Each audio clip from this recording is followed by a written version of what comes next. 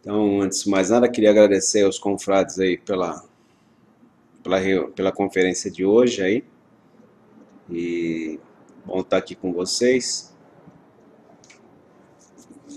E hoje que eu queria compartilhar assim, né? Eu agradeço por demais, mas agradeço mesmo, por demais o beijo da sombra. Porque foi através desse beijo aí que eu recebi o abraço da luz. E se eu não tivesse recebido o abraço da sombra e da luz, com certeza eu era um excelente modelo de normose. Seria um excelente modelo de normose. Então eu agradeço demais por ter tido a oportunidade de ter tido uma dolorosa, desesperadora, desestruturante depressão iniciática. Hoje, olhando, eu vejo o quanto que aquele estado de confusão inicial possibilitou um caminho para poder ir criando fusão aí, entre mente e coração, né? Um caminho que foi dando condições aí de ir percebendo toda uma estrutura falsa. Porque se fosse por escolha, de jeito nenhum teria entrado nesse processo. Não faz sentido nenhum se você não tiver tido uma crise profunda aí. Isso aqui não faz sentido. Vai fazer parte, a única coisa que vai fazer sentido é você fazer parte de algum sistema de crença, porque é cobrado também pelo sistema, né? De você fazer parte aí de alguma coisa aí, né? Mas não com essa necessidade fundamental que me move até hoje, né? Que me moveu até hoje nesse processo todo, né? Então, eu agradeço muito mesmo isso. Porque hoje, segundo o calendário aí dos cristãos, esse corpo aqui está fazendo 51 anos. É o ano da boa ideia. 51 diz que é uma boa ideia, só que a boa ideia ainda não veio aí, né? Nós estamos aí, né? Vamos ver aí se essa boa ideia entra aí, né? Então, esse corpo aqui é que está fazendo 51 anos. E assim, cara, foi uma benção. A primeira vez em 51 anos que família não me liga. Os familiares não ligaram. Com exceção aqui da senhora, minha mãe, né, que passou aqui bem rapidinho para dar um abraço. Os familiares não ligaram. E, cara, eu não senti o mínimo... Eu não senti nada, saca? Pelo fato de ninguém me procurar, nem nada. Só agora à noite que veio aqui veio o irmão com um primo, vieram me dar um abraço, né? Porque a gente cresceu tudo junto aí, né? E ali eu fiquei vendo, né, cara? Os dois, eles estão completamente inseridos no sistema. Eles nem desconfiam de nada disso, né? Então, eu ali conversando com eles e a conversa ficou na política, né? Na política, Dilma, tal, pai, e eu ali olhando, tal, e aí por isso que eu falo para vocês, né? Eu agradeço por demais o beijo da sombra, viu? Eu agradeço demais mesmo, porque me deu possibilidade de estar percebendo algo que a grande maioria aí provavelmente vai passar por aqui e não vai ter a oportunidade de olhar isso. Não vai morrer sem perceber que foi enganado. Capaz de morrer aí, esse corpo ir embora aí e não perceber que foi enganado. A grande maioria não percebe. E ao mesmo tempo uma certa tristeza de você não poder comungar com pessoas que são queridas, um pouco disso que a gente está vivenciando, aquilo, né, que a gente está vivendo. Hoje de manhã até veio uma frase assim, não sei se eu vou me recordar ela direitinho, né, mas acho que é mais ou menos isso que veio. Quando descobrirem o que eu descobri, isso que eles pensam que eu sou, já vai estar coberto. Quando descobrirem isso que descobri, isso que eles pensam que eu sou já vai estar coberto. Quer dizer, não vai ter como conversar com essas pessoas que são queridas, né, sobre isso que a gente vem tentando compartilhar em cada uma dessas conferências nossas, em cada áudio, né, em cada texto, isso que a gente está conferindo junto aí, né? Então eu sou muito grato a isso. Uma coisa que me chamou a atenção na conferência de hoje, e eu trago a reflexão como que reverberou para mim, é essa questão assim, é possível fazer meditação? Deixar essa pergunta aí reverberar um pouquinho. É possível fazer meditação? É meditação isso que se chama meditação? O que a sociedade convencionou chamar de meditação é meditação? Essa coisa de eu sentar ali, né, e tentar acalmar os pensamentos, será que a gente pode chamar isso de meditação? Ou isso na realidade é relaxamento? Tentar, olha a palavra aí, relaxamento. Tentar relaxar a mente. Porque se você deitar, você relaxa o corpo e dorme, né? Na realidade, a gente senta para relaxamento. Então não é meditação, né? Eu vejo que meditação é um estado de ser em que você não precisa parar para meditar, né? É essa coisa de você estar observando tudo que está ocorrendo dentro e fora, né? Observar tudo que está ocorrendo dentro de si mediante as influências externas. Como que reage, né? Quais são as reações, o que a mente pede, aonde toca, os melindres, né? Essa coisa de estar ali observando instantaneamente, ali no pulo do gato, né? Isso para mim é a meditação, né? O resto para mim é relaxamento. E já passei por técnicas, já passei por escolas, né? Já montei um espaço holístico onde a gente ficava lá, a gente já contou aqui das peripécias, né, das micagens de fazer meditação em grupo, tal, né, essa coisa toda aí, né. Então eu vejo que meditação para mim é essa coisa de não há um parar para fazer meditação. Hoje é um estado de ser, né. A meditação está na conversa, a meditação está aqui nessa fala com vocês no Pautal, que a meditação está na hora que está ocorrendo a escuta atenta com vocês, a meditação está na hora que eu estou conversando com um cara que me passa serviço, a hora que eu tenho o impulso de brigar com minha neta, né, com a Deca, em tudo é meditação, né? Na hora que sai do ser e fica observando como que eu saí do ser, o que está passando na mente. Isso tudo é medir a ação do que está ocorrendo nesse ser, nesse corpo. Para mim, isso é meditação. É algo em que é um estado de ser que se manifesta em todas as nossas atividades, independente do desejo de fazer meditação. Não existe nem essa coisa de, agora vou meditar. Não há isso. Isso não existe. Não há uma preocupação consciente de fazer meditação. Não há o desejo de meditar. Isso vai ocorrendo naturalmente. Isso vai incorporando naturalmente e passa a ser um estado de ser, onde você realmente está muito mais presente em tudo. Passa a ser muito mais presente em tudo e acaba percebendo muito mais do que todo mundo está percebendo, porque está todo mundo distraído pela mente adquirida. As pessoas, quando estão numa conversa, elas não estão ali, pode prestar atenção. Eu sei disso porque eu fui campeão nisso, de estar com as pessoas e não estar ouvindo nada do que elas estão falando.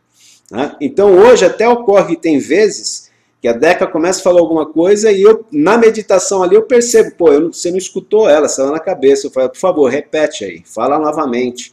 Coisa que antes não teria condições de chegar a falar, fala de novo, né?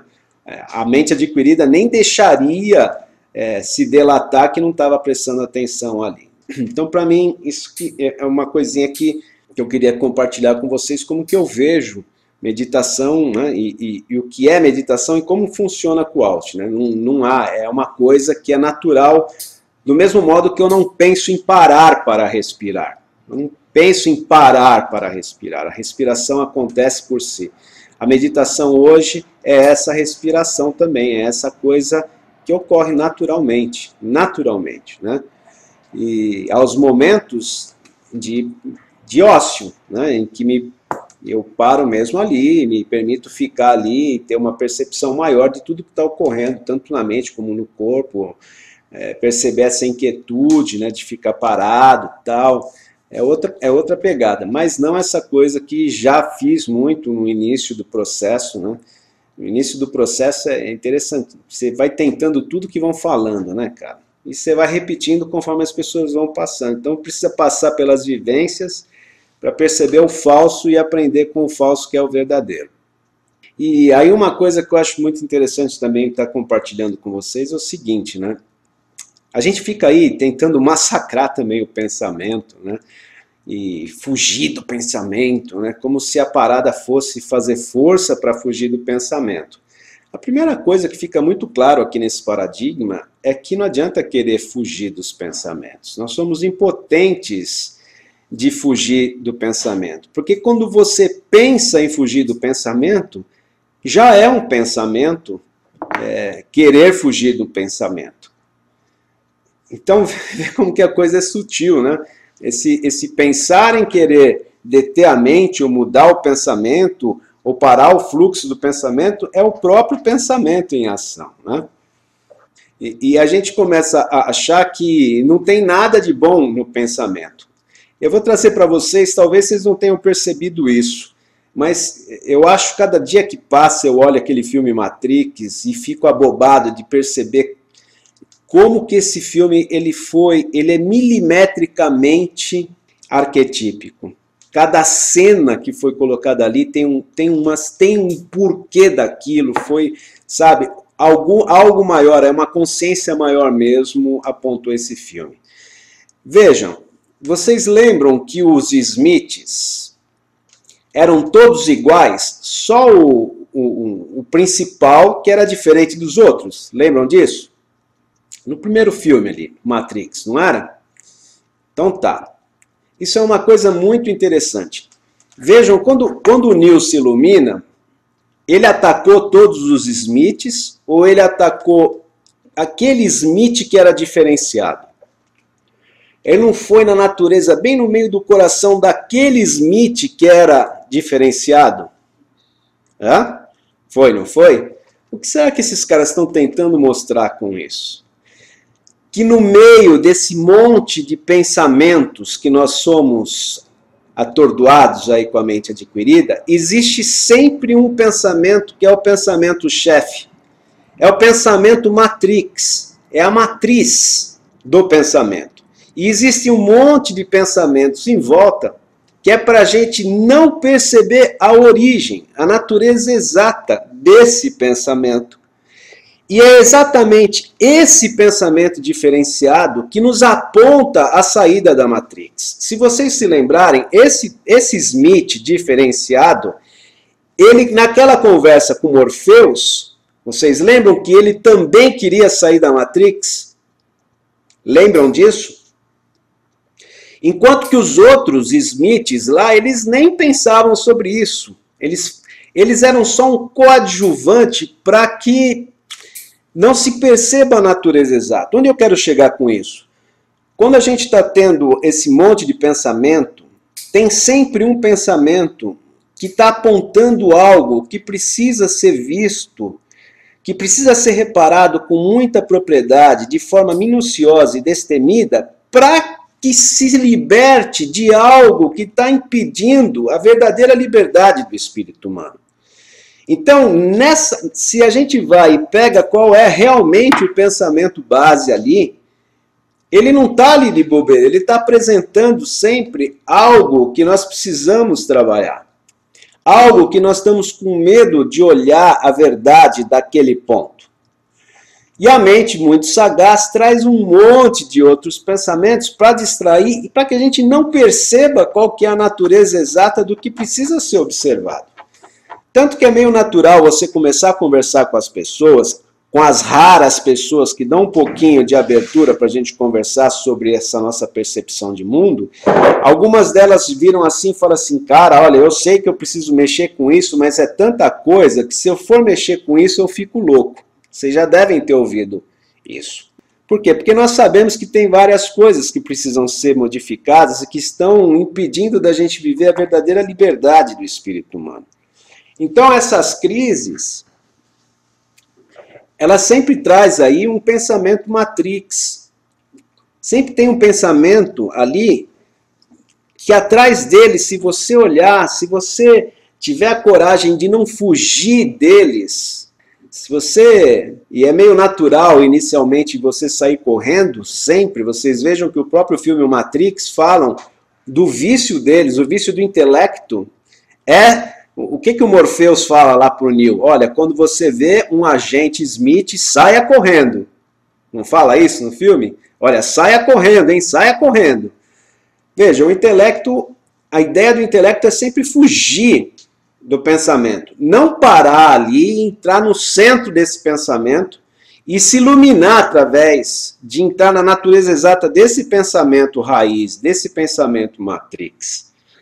Mas se você cansa, se chega a esse ponto de saturação em que você percebe que não dá mais para fugir com o Alt, com o Paradigma, com o Osho, com o Ramana, com o Buda, com o Cristo, com o Padre Marcelo, não sei mais quem aí da vida aí, né, com álcool, droga, comportamental, se chega aquele momento que você está realmente num ponto de saturação, que você está num beco sem saída, que você chegou no quarto 303 ali, né, cara? Você vai ter que ficar frente a frente mesmo ali com o inimigo. Ali, cara, aponta a percepção das suas dependências. Aponta para a percepção das suas ilusões. Aponta para as manias e tendências. E essas percepções aí vêm através de observar esse pensamento. Sabe? Parar e observar aquele fluxo incessante de vozes na mente, tem sempre um pensamento que ele é mais recorrente. Tem sempre um pensamento que ele é mais recorrente. E ele vai continuar ali fazendo o seu serviço, que é chamar a atenção, porque esses pensamentos, eles partem da própria consciência. Esses pensamentos partem da própria consciência que somos. Então, apesar de vários pensamentos estarem completamente fora de seu fuso, há um pensamento base, há um pensamento matrix ali, que é um eco dessa consciência, te apontando, olha, confrade, aqui você precisa trabalhar, aqui é uma zona de conforto, aqui é uma dependência, aqui é uma codependência, aqui é um medo, aqui é algo que precisa ser deixado para trás aí. O problema é que esses outros pensamentos criam toda essa confusão aí para que não sente e observe. E observe o que está por trás desse pensamento. Qual que é a natureza exata? O que exatamente esse pensamento ali está querendo me apresentar? O que é que está me apresentando ali que isso impede o estado de integridade, de eu ser íntegro e não ser fragmentado? Então, desmistificar essa coisa do pensamento como vilão, mas ver que atrás dele ali tem uma setazinha ali da própria consciência que somos. Nós nunca tivemos aí uma cultura para observar a mente. Né? Esses dias eu fiquei muito contente, nós dividimos com vocês, que a nossa netinha aqui, depois de uma bronca que deu nela, ela conseguiu observar a mente dela e falou assim, vovó, enquanto a senhora estava falando para mim aqui, a minha mente estava falando para mim mostrar o dedo do meio para a senhora, para você. Né? Então você vê que legal, né? Parece que devagarzinho está entrando essa cultura que nós não tivemos, de observar essa coisa da mente. Né? Observar esse convite. Nós não tivemos esse convite, olha, senta com medo, senta com ansiedade, senta com isso daí, não foge. Nós nascemos no país do tomou Doril, a dor sumiu. Então nós temos essa cultura aí, de aparecer o dor, toma alguma coisa aí, passa melzinho na chupeta, procura os peitos da mamãe aí, que vai passar as coisas, né? Então, assim, meditação para mim é isso aí também, cara. Meditação, o melhor momento de meditar é exatamente na hora dos ataques dos Smiths, né? É sentar mesmo, fazer uso dessa fantástica ferramenta que a grande vida nos deu, que é a bunda, sabe? É a bunda, para sentar numa cadeira aí, né? Os dois cotovelos para segurar, apoiar a cabeça aí, né? E observar esse fluxo aí, né? Esse monte de pensamento e ver qual que é o pensamento matrix ali, né? Qual que é o pensamento mais recorrente ali, que você tenta fugir dele, mas ele está ali de novo e não vai embora enquanto não for reparado com a devida propriedade.